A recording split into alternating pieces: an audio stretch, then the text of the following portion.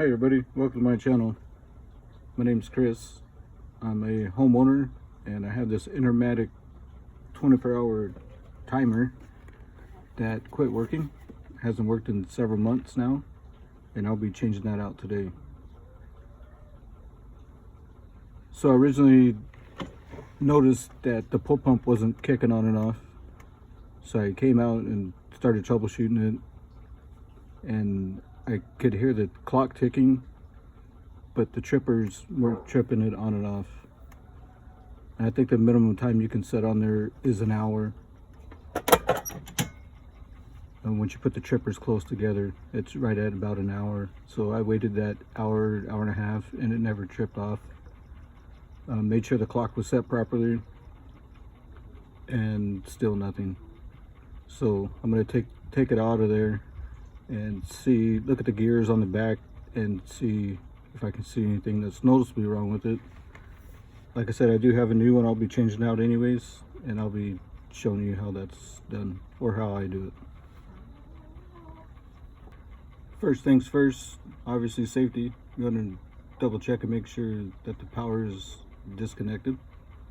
So I kind of have this unique setup here. So I have this separate box. I'm going to open this up.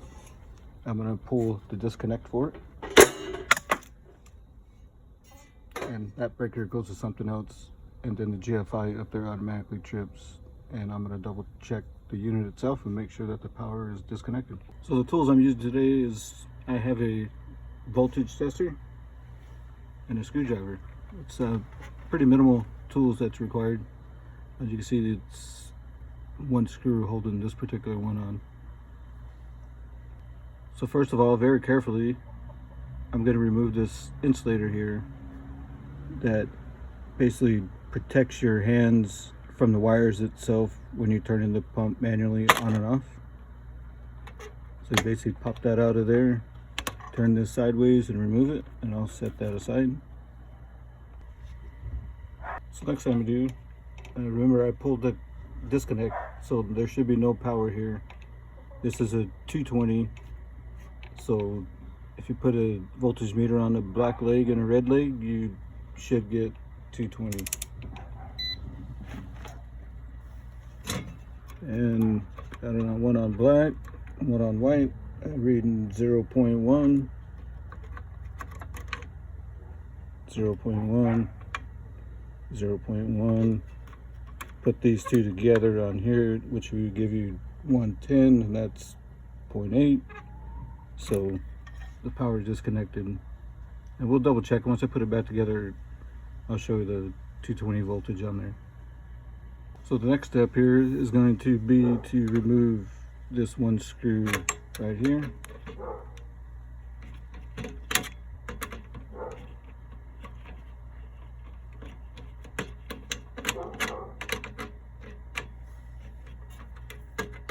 A bit of a tight fit.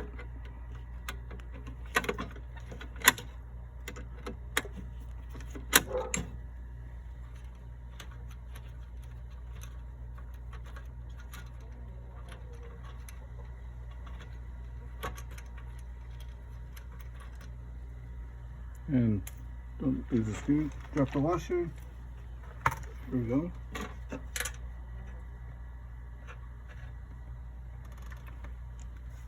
So the next thing I'm going to do is push this tab in here at the top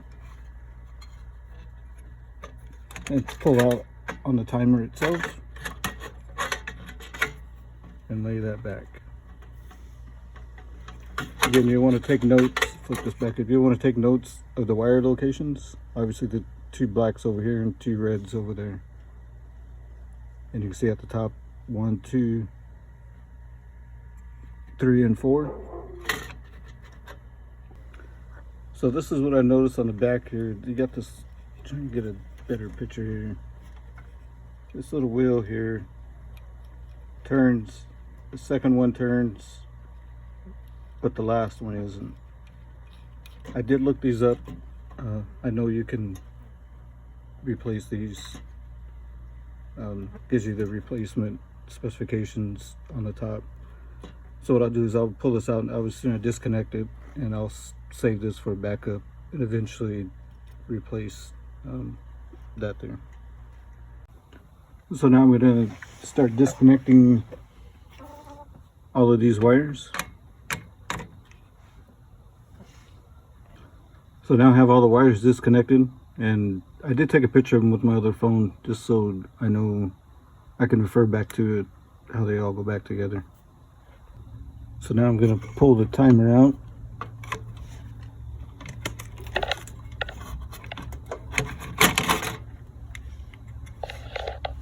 And this is what it looks like.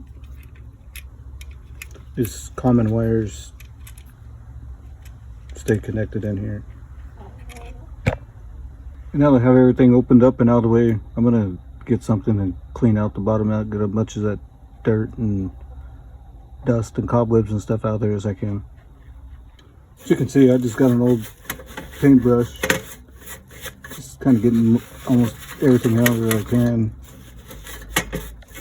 Or you can use an air compressor if you got one handy. So as you can see, I got that all cleaned out of there. I cleaned the whole box, inside, outside, on the top, everything. While I was at it, might as well clean everything, because hopefully it'll be quite a few more years before I'm back in there having to do it again. Alright, here's my replacement. Like I said, Intermatic, it's the same. It's just the switch itself. I already have obviously the hardware there. Only thing that's bad was the switch itself. This gives you the contents of it. See if I can. It says applications, filter pumps, booster pumps, pull and spa, lighting control, fountains, so on and so forth. On and off comes with the trippers, on and off tripper, and most importantly, like I said, it's 208, 277. It's important to make sure that you get the right run, because they do have 110s. And to be honest with you, I got this at a local big box store. The whole cabinet and the switch was somewhere around 90 to 100 bucks. This was 89, and the only reason why I got it was because the box was damaged. I kind of took a chance. I'm assuming all the trippers and everything were in there. It looks like it's obviously been opened before. So they gave me a little bit of discount on it. Kind of made it worth it, rather than spending the money and having to go through and replacing the whole housing and everything. So I'll unbox that and we'll start installing it. So here's a new one. I inspect everything. Everything looks identical. You have the on tripper. It's already mounted on the timer itself. On and off works. And you can spin around, set the time on there, and we'll do that a little bit later on. And on the back, everything looks fine. Everything looks to be identical. And I showed you on the other one when I first pulled that off, where these were spinning, and I noticed that these new ones don't. So I'm assuming those gears were probably wore out, and that needs to be replaced. Anyway, I'm going to replace it, and like I said, I'll order another one of these and put it on the old one, and I'll have one for backup if or when I ever need it. Alright, I'm going to go ahead and install this in there. Very simple. Kind of fits in at the top there.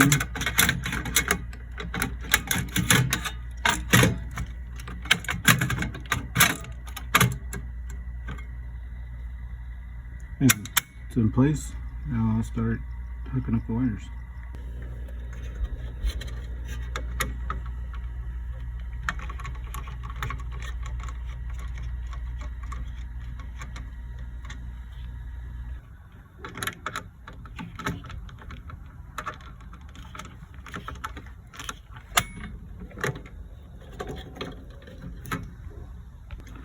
Okay, after reviewing the photo I took and make sure all the wires are in the right place, I went ahead and got everything connected. And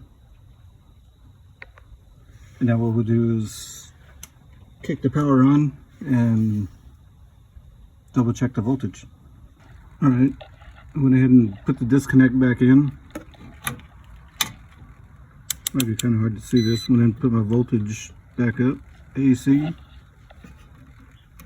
Put there and there. On each leg I got 117 and 251. 116. It looks like we're good. Go ahead and turn this off. And what I'll do is I'll disconnect the power again and put the new cover back on there with it. My power is disconnected. So put that in the slot, twist it sideways, get this up underneath there. Looks like I'll have to take that bottom piece off there. Actually, I'll just tuck it under.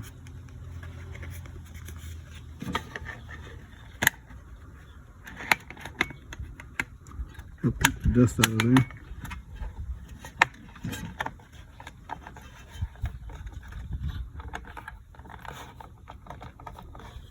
And here we go. Top is off.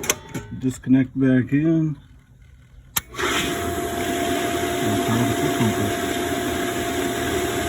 Looks like everything's working. I'll go ahead and shut it off. Set the time.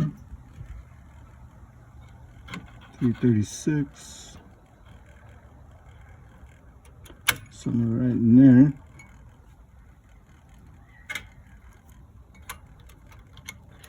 So I'm in the desert, so this time of year I'll have that kick on about 8.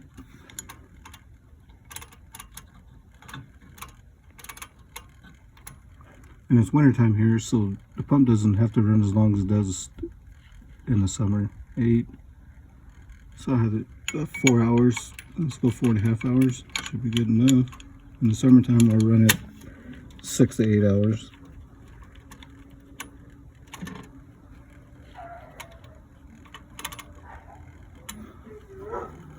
There we go. And I'll keep track of the 8 p.m. tonight. I'll shut it off again here in a few minutes. And at 8 p.m. I'll double check it and make sure it kicks on. And then when I wake up in the morning, I'll look at it, make sure that the pump is off, because it should have shut off at 1. And that's it. I appreciate it. If you like this, please consider giving it a thumbs up and subscribing. I would appreciate it. A little disclaimer, I'm not an electrician. I'm not a full maintenance tech. This is strictly DIY. I do a little bit of handyman work, like stuff around the house, like for family members and other people, but I'm no way a professional. Thanks for watching.